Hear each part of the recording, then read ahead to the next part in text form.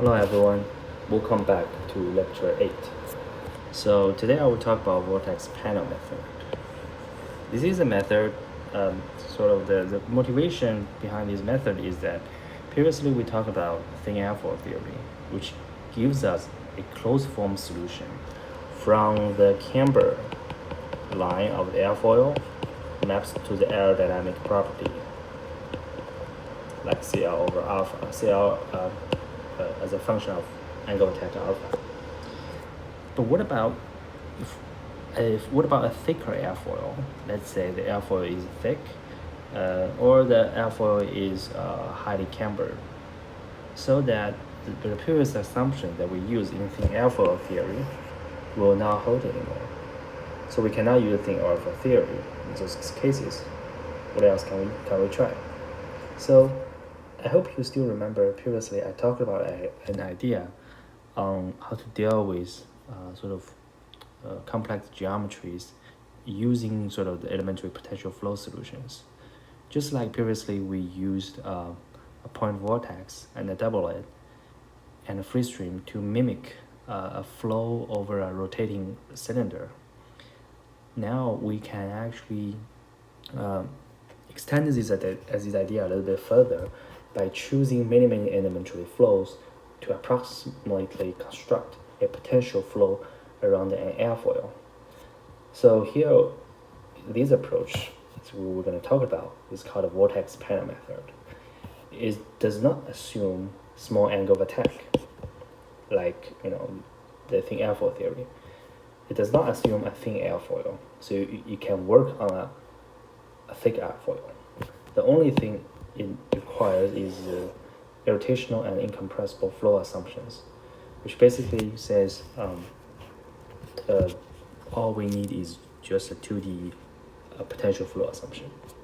Okay, so the first step of this idea, vortex panel method, is as you can see directly from the name, it uses vortex and a panel.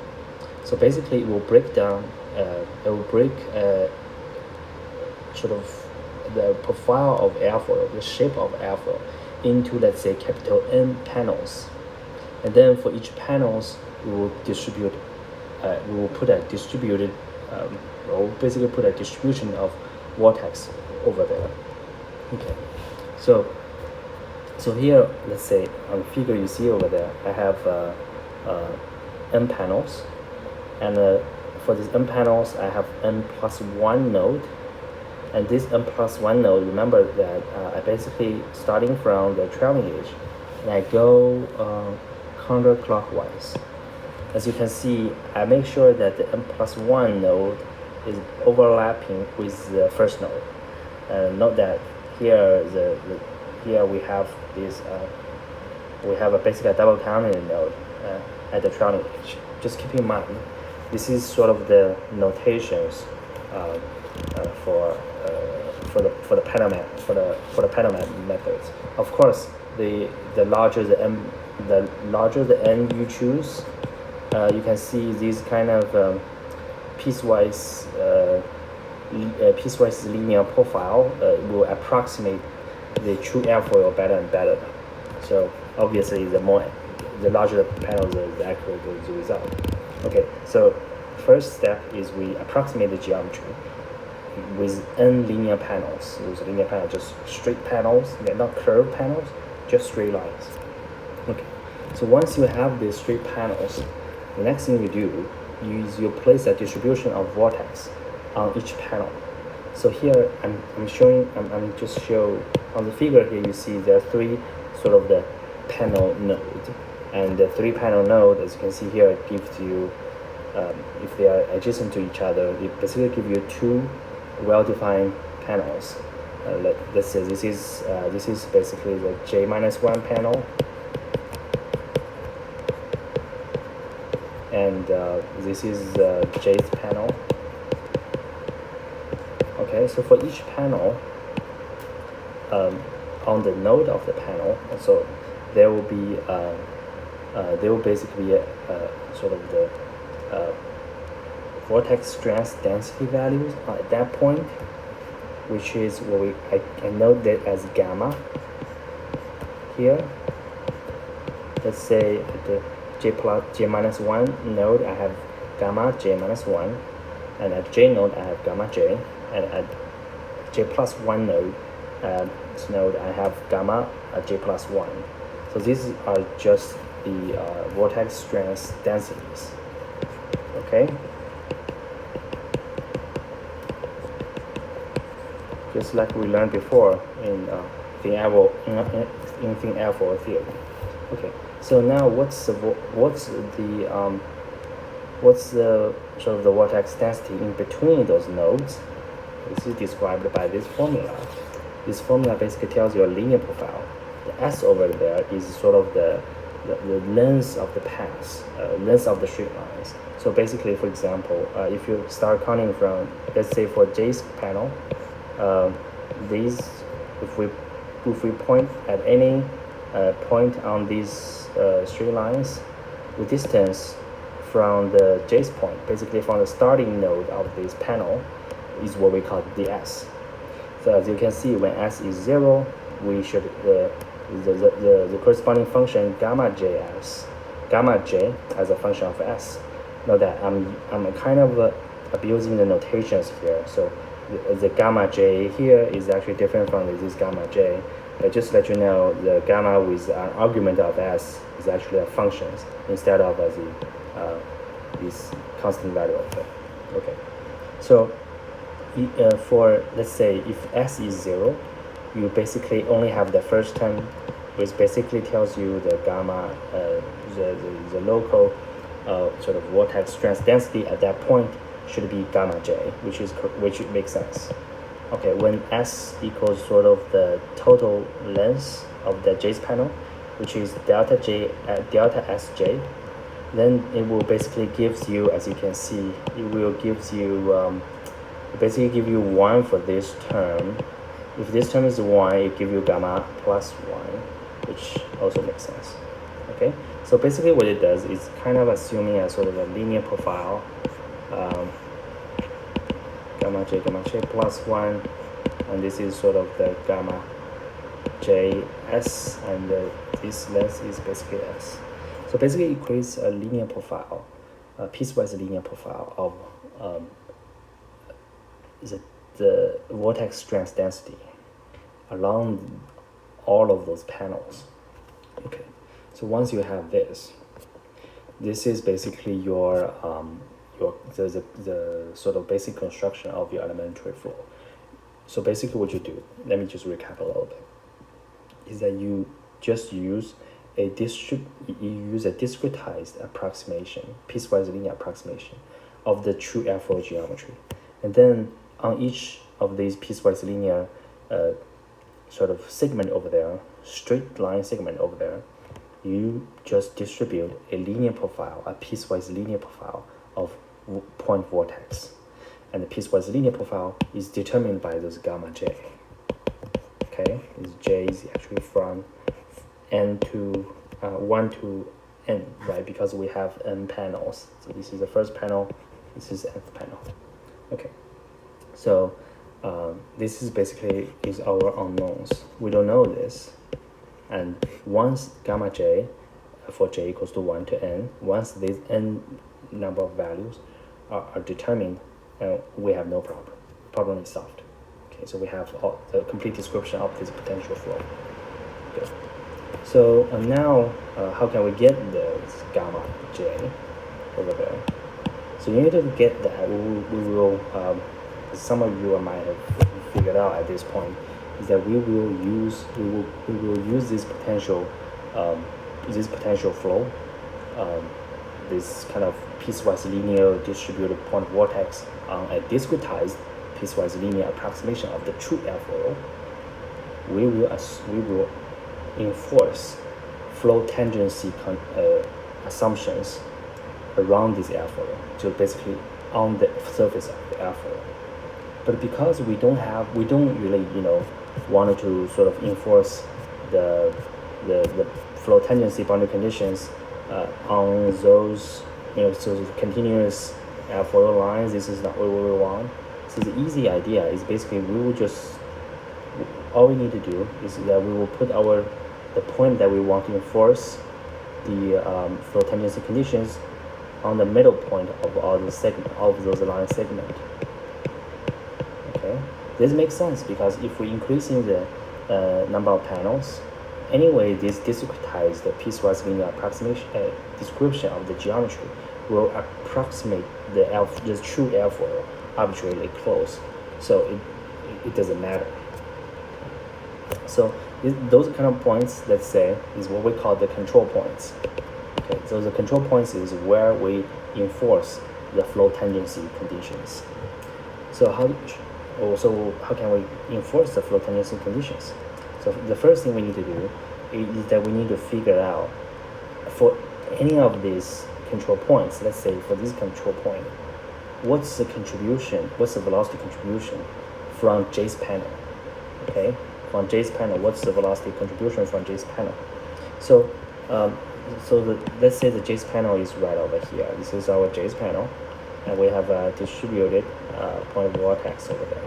So now what we need to do is that we need to basically pick any kind of very small, small differential vortex element, and let's compute the contribution for that differential vortex element to the control point over there.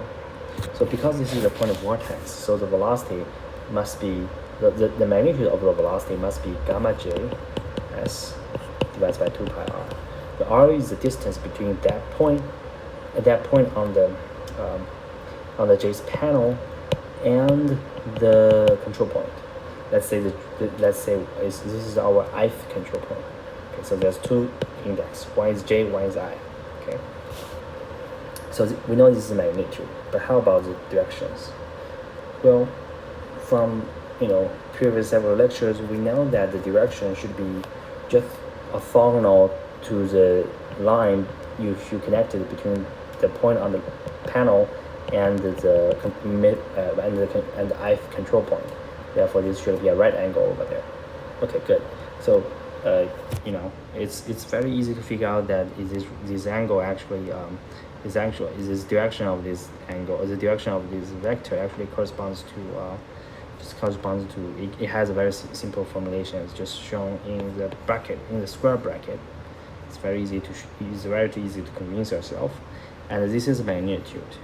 So now actually the magnitude is actually is times ds, because this one is vortex strength density, and this is a differential length. So now once we figured out the contribution for this small differential element to the control point over there, we're just integrating of the element over the entire J's panel. So basically we're integrating s from 0 to delta si, and then this should be delta sj, and this is basically gives us the contribution of J's panel to I control point. So once we have that, we can actually summing up all the contributions from all kinds of panels, which is in total n panels. So this is basically the total contribution, velocity contribution from those point of vortex on the panels to the control point.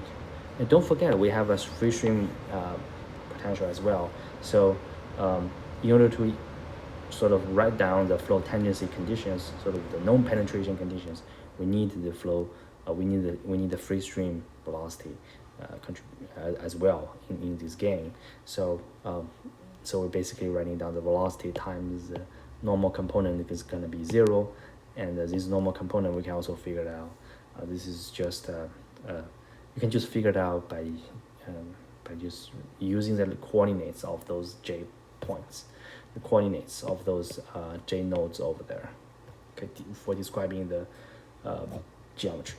Okay, so the fundamental equations for vortex panel method is basically the flow tangency equations I'm just writing down. Basically this equation basically comes from, I just replaced the contributions from J's panel to I's point using the previous formula over there. I just plug this formula inside of this equation, and I get the fundamental equation for vortex panel method. So for this vortex panel method, please pay attention that only gamma j is the unknowns.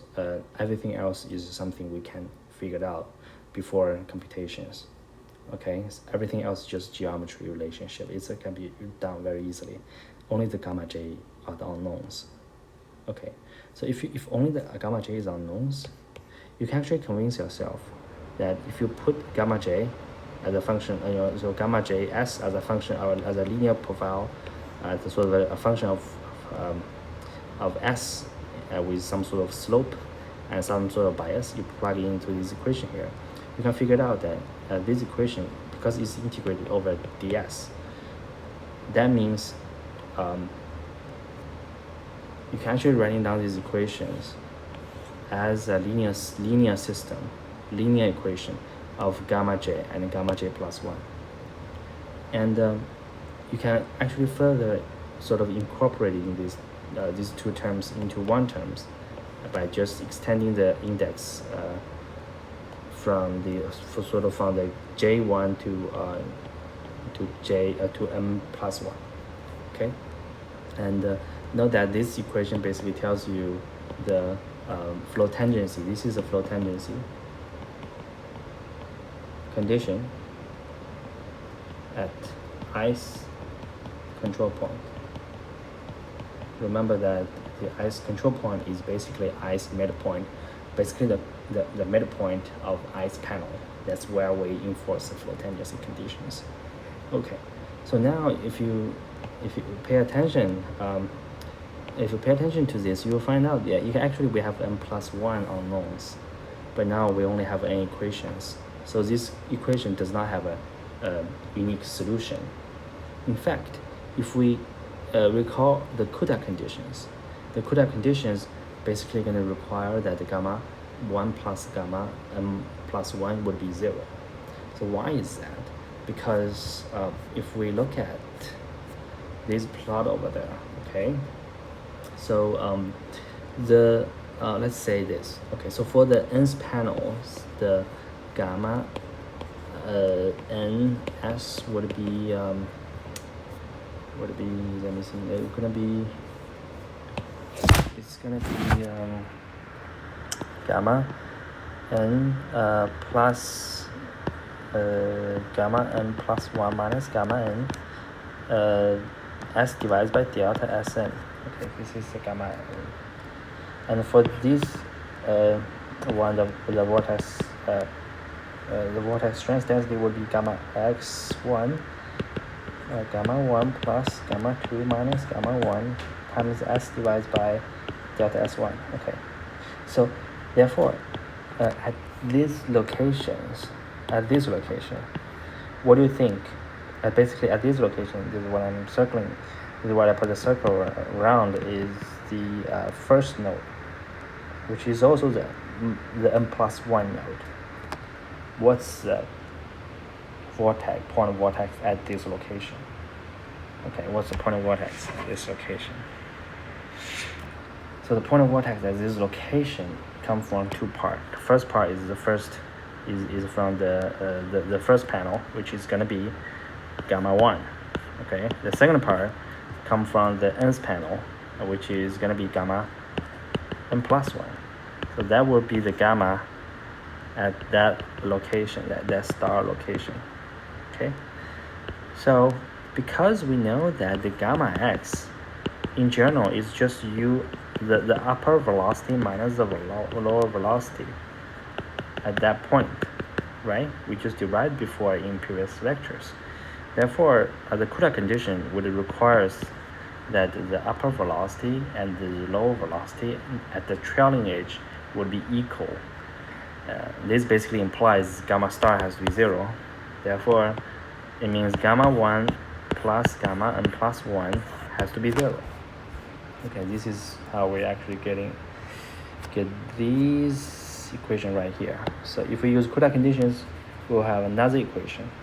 Basically, it tells us we end up with n plus 1 and sort of linear system, and this matrix has n+1 rows, n+1 columns.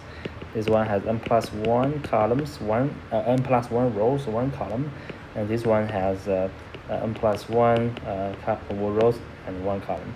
If you solve this linear system, you're basically going to solve gamma 1 to gamma n+1. You know the A matrix, you know sort of the B matrix. You can solve this problem by just solving the AX equals to B problem. Okay, so you can get the gamma 1 to n+1. Okay, so this is the summary for the Vortex panel method. If you have any questions, please let me know. And this method is actually sort of a baby method for the XFOIL. Okay, sort of the XFOIL is instead kind of it's kind of an extended version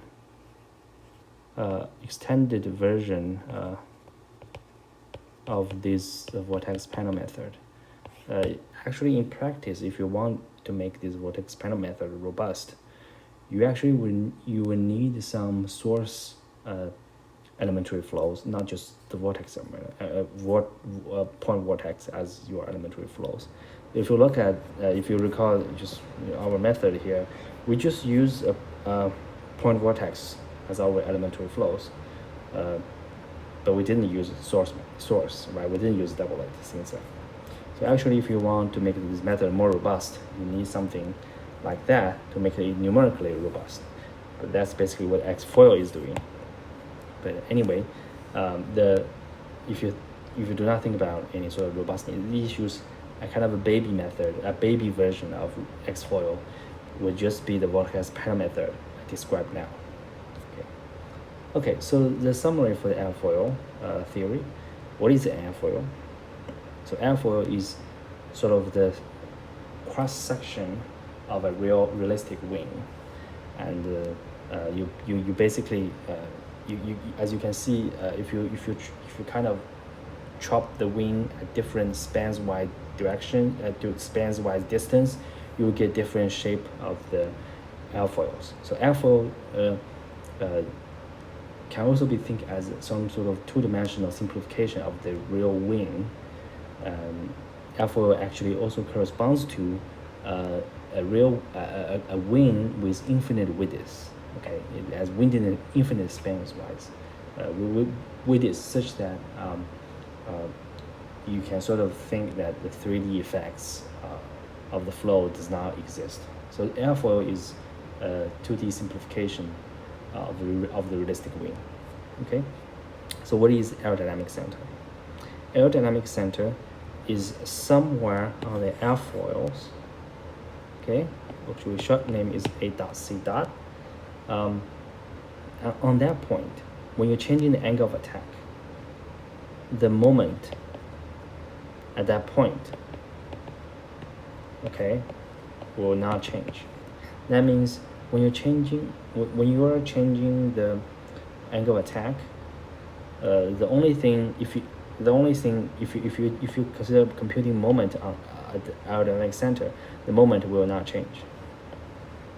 Okay, the only thing going to change over there is just lift and drag, and that's the only thing that's going to change. So aerodynamic center is pretty attractive for analysis.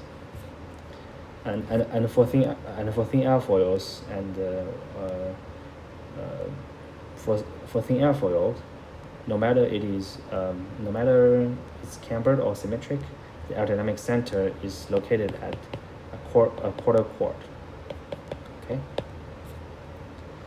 So what are two kinds of drags on airfoil? The first one is pressure drag. The second one is a skin friction drag. Okay. Both of them are resulted from viscosities. If there's no viscosities, none of them will exist. So the pressure drag is mainly caused by difference between the front pressure and the rear pressure. So at the front and the let's say the flows coming from left to right, the pressure on the front, if it's different from the pressure on the back, will basically cause a pressure drag. Okay. So what is skin friction drag? Skin friction drag is basically purely due to the is directly caused by the shear stress on the airfoil. So it's just caused by this pure shear stress over there, tau. That's the skin friction drag. So what is stall? Stall is basically when you keep increasing the angle of attack for an airfoil, you'll find that the entire upper surface becomes separated. And when you change, and what happened in the CL over alpha plot is that if you keep increasing the angle of attack alpha, the lift does not it does not keep increasing. It's actually the lift is actually getting down a little bit. So this phenomenon is called stall. What does airfoil theory tell us that potential flow theory cannot? So the answer to this is airfoil theory tells you how to go from a particular geometry of an airfoil to the aerodynamic property. This is something potential flow theory cannot directly tell you. You remember the thing airfoil theory, we can tell from the slope profile of the camber line, we can derive the aerodynamic properties in closed form. But in potential flow theory, you would have to tell me what is your potential. You have to figure out at least what is your potential. And basically, usually it assumes that you know the potential. So you can, if you know the potential, you can always compute the aerodynamic pressure. But the airfoil theory, basically, thin airfoil theory tells you how to derive the relation from the geometries, the airfoil geometries, to the aerodynamic properties. What is Kutta condition? Why do we need that? So Kutta condition is basically a observation that flow pass through a sharp leading edge of the airfoil, especially on the trailing edge. On the trailing edge, the flow will smoothly leave the trailing edge on the airfoil with a sharp leading edge. So the mathematical expression for that is basically the velocity on the upper surface will be equals to the velocity on the lower surface at this trailing edge point. So why do we need that?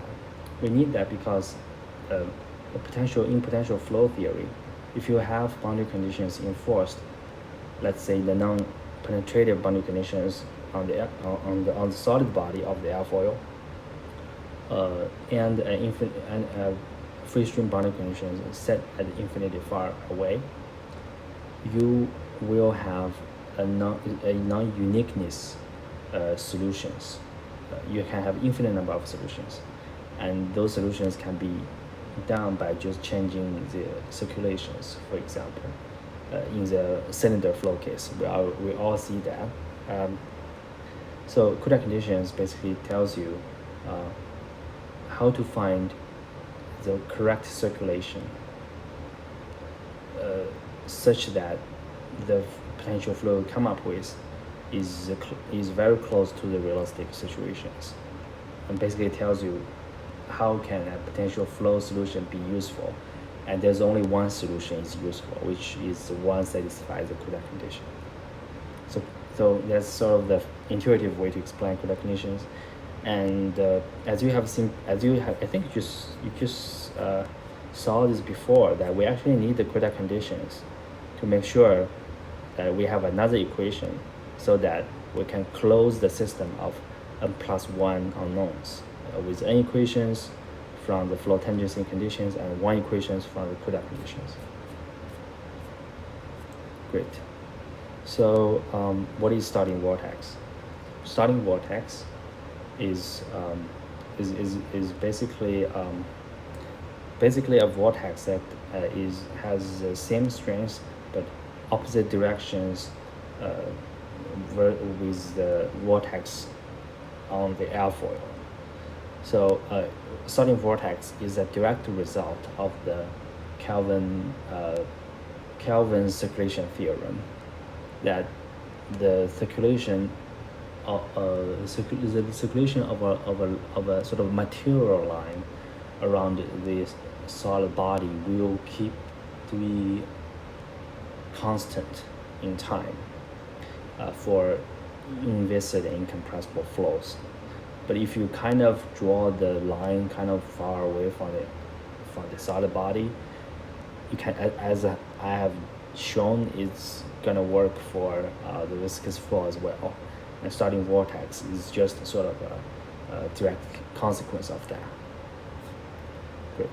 So will you believe the result of a thin airfoil theory at an angle attack of 30 degrees? You will not, because alpha equals to 30 degrees it breaks the assumption of thin airfoil theory. Actually, when alpha equals to 30, the airfoil is very likely to be stalled already.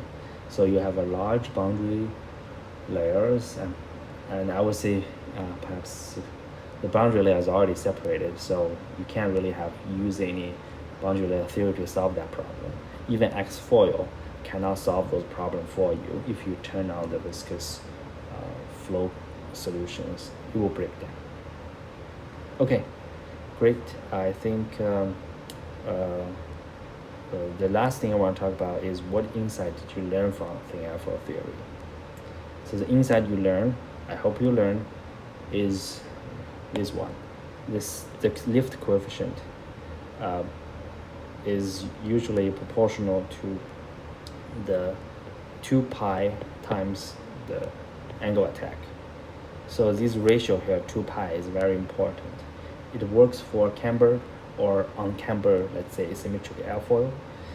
And this is a very important sort of iconic contributions of thin airfoil theory in aerodynamics.